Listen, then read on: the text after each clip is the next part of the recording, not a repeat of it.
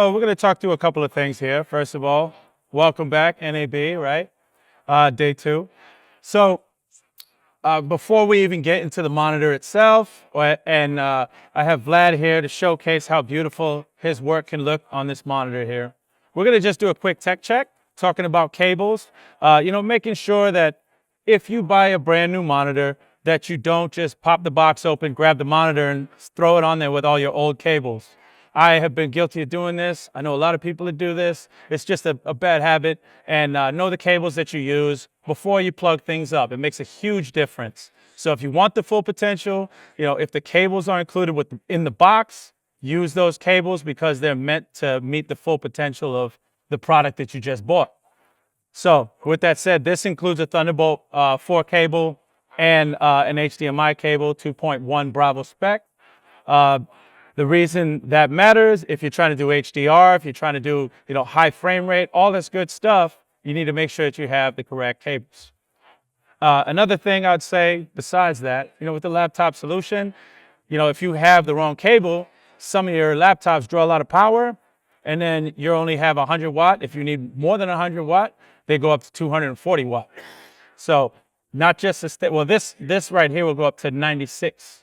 So not just sustaining, but actually full charge, like on a 16-inch MacBook Pro, or if you have any kind of PC equivalent, such as an ASUS. Outside of that, just remember, don't wrap your cables so tight. They're not meant to do that. They look great when you do that, when you chuck them in a bag, but the whole idea is that keep your cables nice and easy and kind of put them away correctly so you don't screw them up.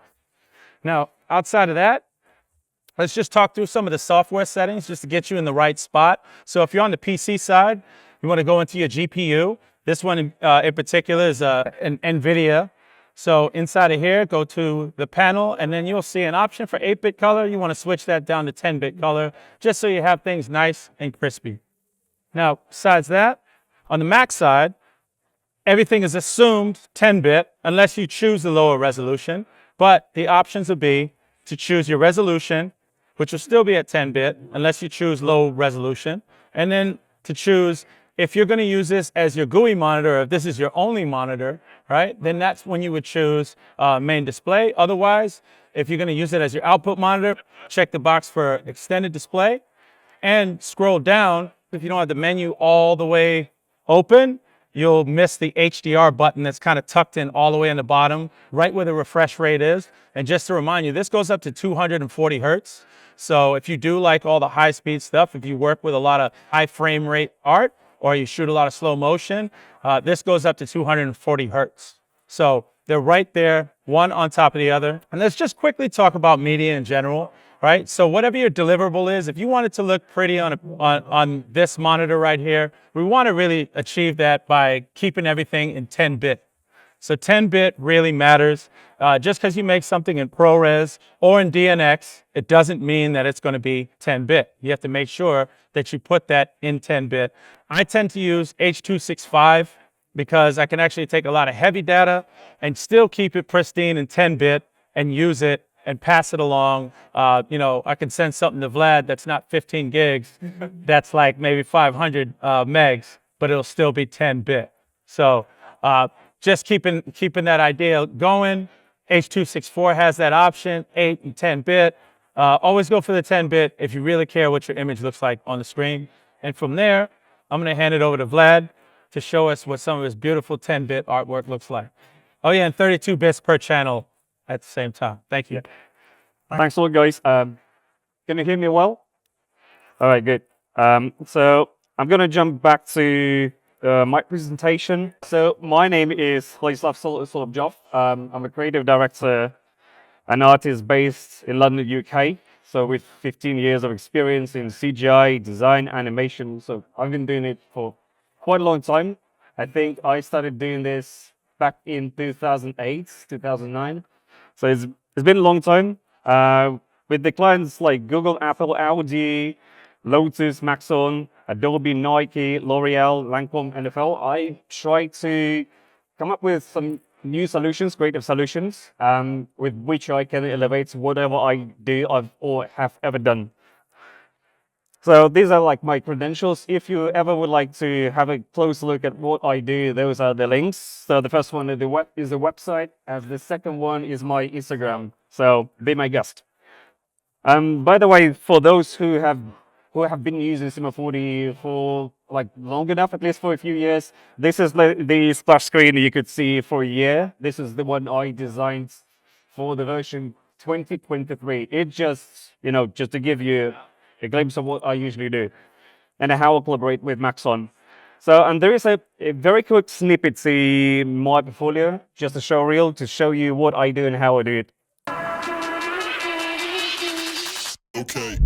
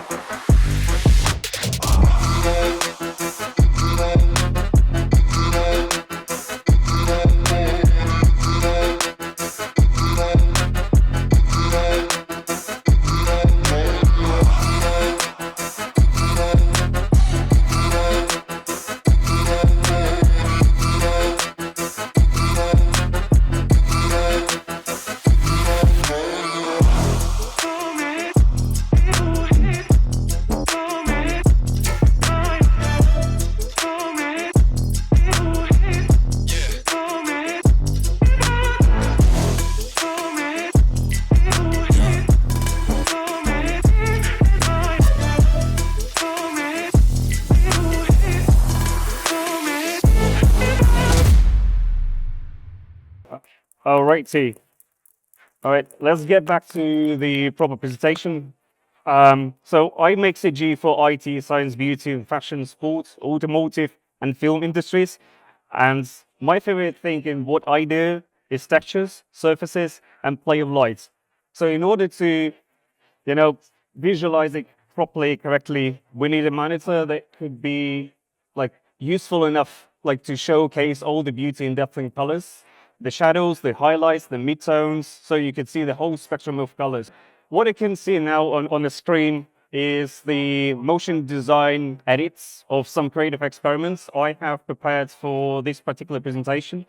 So this one was based, this is like 10 bits, ProRes 4444, like full spectrum of colors, 15 gig. So you have the best fidelity in 4K, and this is now on this display. So I'm going to show you, while it's playing there, you can just enjoy the show. I'm going to also show some of the artwork on the main screen to introduce you to all the work and the spectrum of colors I try to use in my work. So I experiment with metal, with reflections, with crystals, with bubbles, of course, like the ones I did for Cinema 4D 23. We have reflections. This is perhaps my favorite bit because you can see the gradients and the full spectrum of colors in one single composition.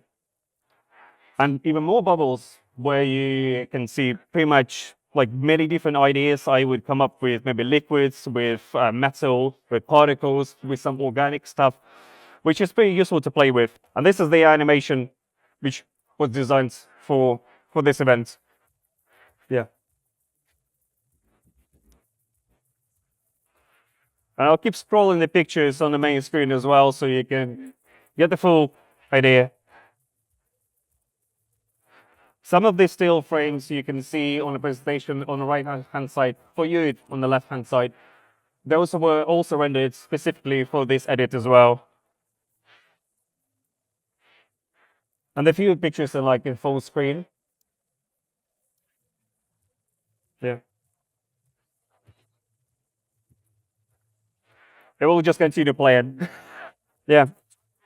Yeah. In the meantime, I would like to show you just the compositions like this one or this, where you can see the full spectrum of colors, like the contrasts.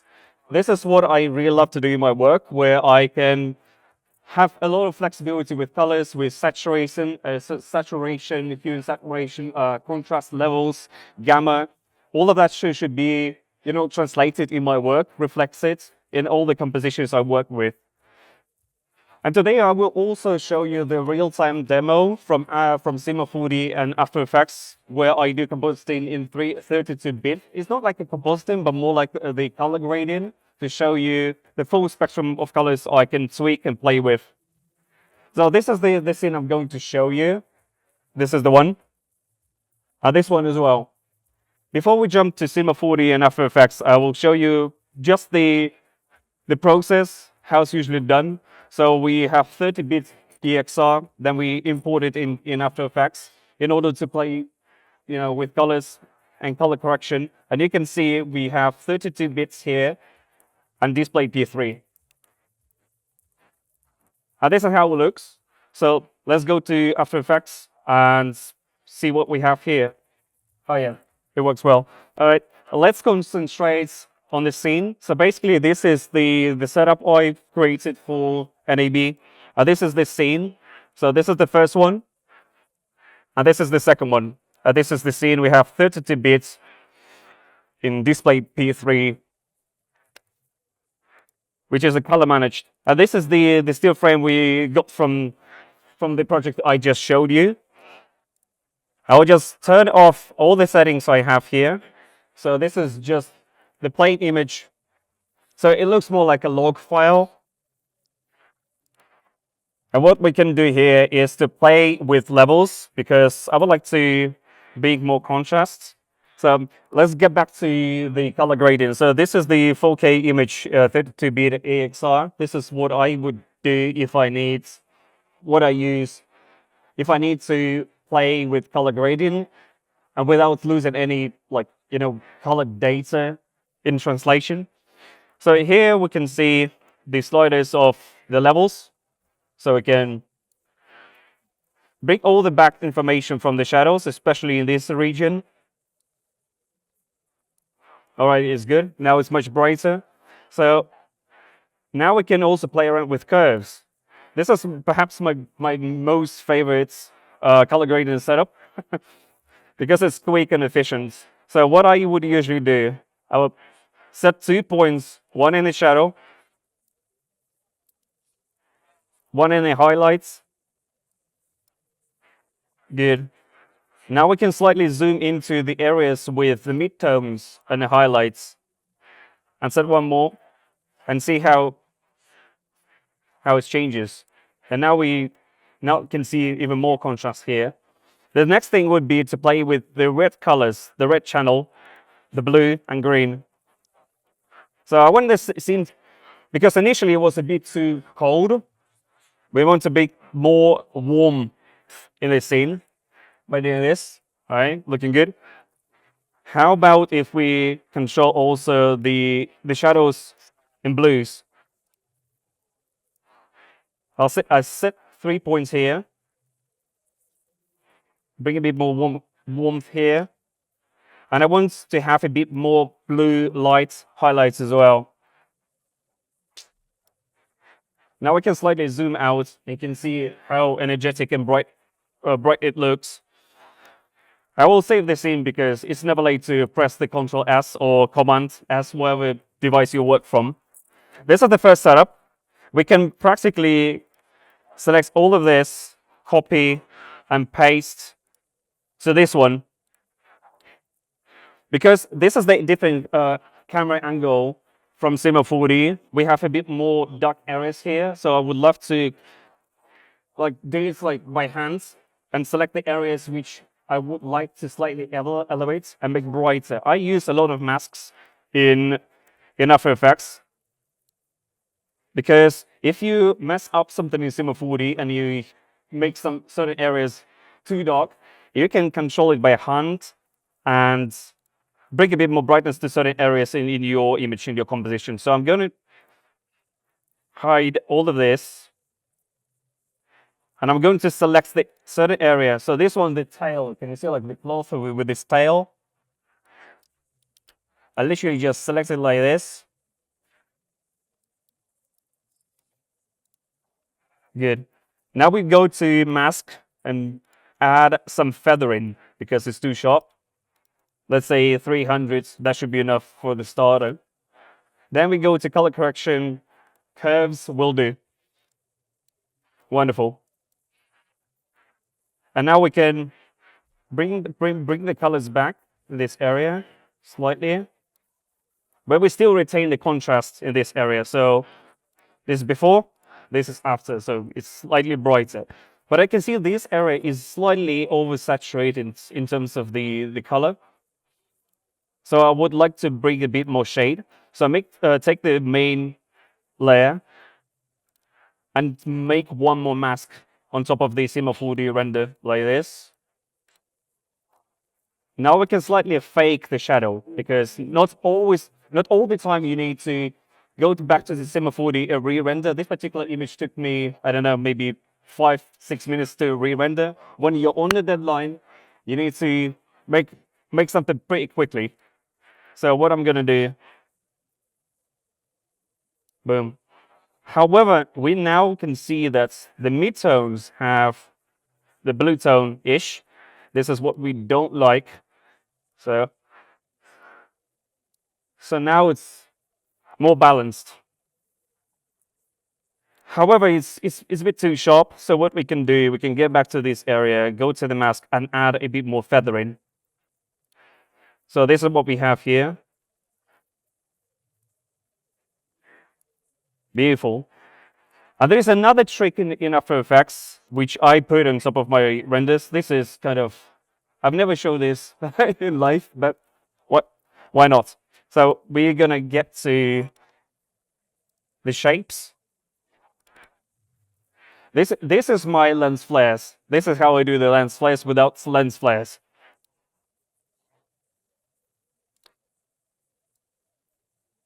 This is the most ridiculous way of adding a bit more color and shade. Imagine if you had like a volumetric lights, but that would be literally filling the scene with lights like this. However, as you can see, because the scene was rendered with an alpha channel, we can see this very weird area here. What we need to do is go here, create a new solid,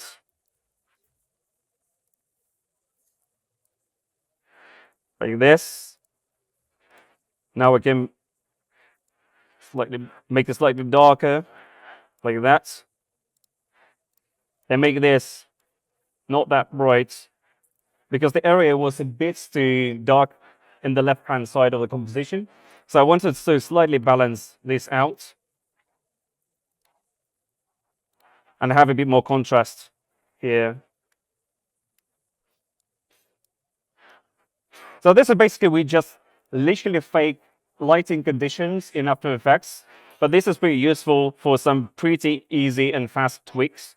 So this is what we had before, even without this setup. It looks a little bit bland, so we bring the colors and shade, and now we have some volumetric light in the scene. However, if I put this in this angle, you can see it doesn't actually emulate the position of the lights in the Cinema 4D. So because of the highlights I here on the top, I want to bring this back to this position. And this is what we have. Same thing can be done for the first setup as well. We can also bring some color in the first composition, like this. And we kind of emulate the lighting conditions. And just one more color correction layer on top. A little adjustment. Because of the new spotlights, volumetric lights, they actually messed up the shadows. So we want to bring to some shade in this area, like this, and bring the colors back. Yeah, looking good. And perhaps you remember that I have already, teased another setup. Which one was this? So the raw file looked like this, slightly oversaturated with blown out colors with too much exposure. What we want to do is to tone it down, retain the color, and you can see the histogram here of the colors. And what I would do, let's imagine we just delete this, all of this, leave the curves, and You remember I mentioned also the hue saturation, which is pretty useful for adjusting the colors. We can bring a bit more warmth. And there's another effect in After Effects which I love a lot. It's selective color. It's the most cheap trick, but you can never go wrong with that. So we're going to jump down to the neutrals. So these are the midtones. And you can bring the yellow color. You can reduce the magenta, but I want to keep it pink. Cyan, to bring a bit more purple color, but still keeping this area in the middle bright enough. All right. I'm just checking that screen because it's not a reference screen, just to make sure that we don't make too many silly things. So what I'm going to do is to slightly tone down this area where we have most of the highlights. Just go like this. Slightly tone down. Get back to the mask and feather it like this. This one is a bit too pink, so we can tone down the blues, bring the shadows, and also the highlights. Make it slightly warmer. So we would have the blue area around it and the warm area inside in the very center, in the middle of composition. Looking good. And you can appreciate the colors like going from the very dark areas with those beautiful sparks. It's like the texture. Actually, the Cinema 4D, speaking of the Cinema 4D, this material has two sub-materials. The first one is the main one with the glossy and subsurface scattering. And the second one is actually the car paint, which is pretty useful for making beautiful flakes in Cinema 4D. And then I just added the layer in which I could control the mix of materials. And this is how it's been done. Basically, two materials blended all together in one single image. So this is the snippet of how I do color grading in After Effects in 32 bits. Getting back to the scene, you can see it's 32-bit in colors. And we have display P3. So whenever you export this image, make sure you have the maximum resolution and also the color depth as well. So I would usually go, if I need to deliver the files for print, it would be TIFF in TIFF 32-bit or EXR. Usually the clients who do prints for like beauty brands, for fashion brands, anything you can see in store will be done in 32 bits in TIFF. This is how I usually deliver the files. And I do most of the compositing work in After Effects, not in Photoshop.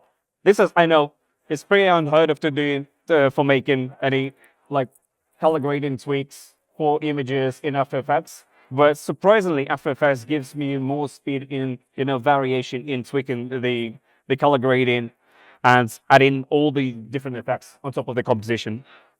So this is how it's done. Yeah. So I will show you the keynote again, just to get back to the examples of what you can achieve. You can have very saturated blue colors and cyan, turquoise, or you can have the fume billowing smoke simulations in Cinema 4D. This one actually was done in Cinema 4D 2024 when the pyro smoke just been released. So I played around with this. I decided to render this one in 32 bits. Same about this. This one also, maybe this one is Cinema 2023, but also it doesn't matter. This one was rendered in Cinema 4D 2025 because of the chromatic aberrations in glass are now processed on GPU render engine Redshift much quicker and more in a more efficient manner. So it looks good. And all of that you can see actually on the screen on this monitor had been made on a laptop. So before going to Mac, I used ASUS ZenBook Pro Duo with one RTX 3070 mobile. And all of the work you can see in my show reel actually was managed on a single laptop. This proves one single fact for me, that you can be a freelancer, you can work remotely, and you can manage all your work from a laptop and work with major brands from laptop. Because before going to laptop systems in 2018, I used the full tower machine back home. So for me, it was quite a big shift to switch to the new way of working. So yeah, the laptop, the monitor, and beautiful work, all of that just comes together beautifully in a nicely manner. There is one little thing I also wanted to show you how I do glow effects. To be fair, I'm one of those users in After Effects and Cinema 4D who tries to use the standard tools to the maximum, potential capacity. If I can do it with no plugins, just, like stock. This is what I try to do and achieve. So I'll show you one very cool thing. So we can duplicate this. We go back to all the settings. I just isolate this layer like this. I will show you how to make very cool, like glowing effects in After Effects, which could be later tweaked with some, minor color grading. So we go to the curves, literally just kill all the dark areas. We go back to the color correction, drop some tints on top, and we literally just isolate the midtones and the levels. We can even go crazy because with 32 bits, you can slightly, play a bit more with colors than you used to, than you have to. So now we turn this on, and we can just combine it with the screen mode. All right, this is good. And I will show you we can slightly desaturate this. Yeah, let's say 15%, and make this, go back to the curves, go to RGB, because I would like to elevate the layer I just put on top. So we slightly go down like this. Nice. I would take this layer, duplicate it, and go here and just drop the blur on top. This is how we can make halation-like effects with some simple color grading tweaking in After Effects. And you can see, I just zoom in like this. Just done in post. So another thing I would like to do is to slightly adjust the color because it's just plain white color. So we go here, bring a bit more warmth and joy in these areas, a bit love, like this. And we take this layer one more time, just duplicate it. I'll just going to hide it altogether, like this. And come here and increase the blur. To make this, you remember the game, what was it? The Most Wanted? Yeah, Need for Speed Most Wanted from 2005, that crazy bloom. This is what we can do with such simple tweaking.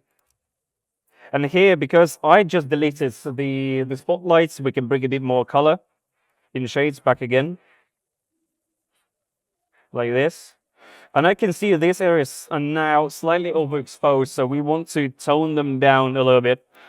And we just simply go to transparency, drop down to 75.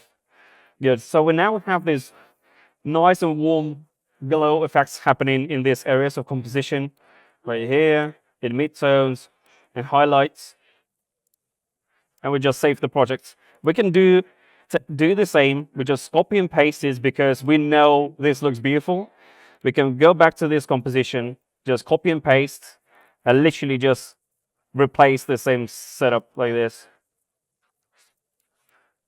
And you can see now we have this golden-ish effect applied on top of this very detailed mesh. Yeah. By the way, this screen still runs. Yeah. Perfect.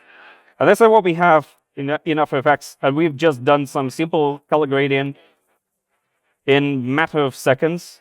So this is what we had. Slightly overexposed with high gamma. We brought some colors in and applied all the effects and dropped it on top. And this is how I usually do it. So this is something I can do for like client work, for my personal projects, which I put online on Instagram, LinkedIn, anywhere. So I It's not actually, I've never seen anybody doing this way. So usually people do it with plugins. I try to keep as much control as possible, because when the effect is applied on top, it's kind of, you know, with it lays on top with overlay, and it applies everywhere. So what I would like to do is to have more control with masks. So I do a lot of masks work in After Effects. Yeah, so how much time do we have left? 3 minutes? I think in the meantime I can maybe just answer the questions about maybe the device itself, because we've been talking about this for, yeah. Thank you very much, Vlad. No problem. Yeah, thanks for having me. That was a really, how do you call it, time. I never thought to work in After Effects that way using the shape layer. And you're practically color grading inside After Effects. That's a really nice tip. Yeah, yeah. It's not DaVinci, not that fancy stuff. We just go like raw, like an After Effects. Absolutely. So thank you so much, everybody, for joining us. By the way, yeah, thanks for joining us today. Those are my credentials. Be on side. Yeah, I will also be at the demo station for half an hour. I'll be doing some beautiful work in Cinema 4D in live. And if you have any questions, feel free to drop by and ask the questions. And I will try to make something beautiful in Cinema 4D as well. So you'll have the full spectrum, all inclusive, not just, you know, After Effects. So with that being said, thank you very much for your attention. Give it up for Vlad. Thank you so much, and enjoy the show. Yeah, thanks for having me.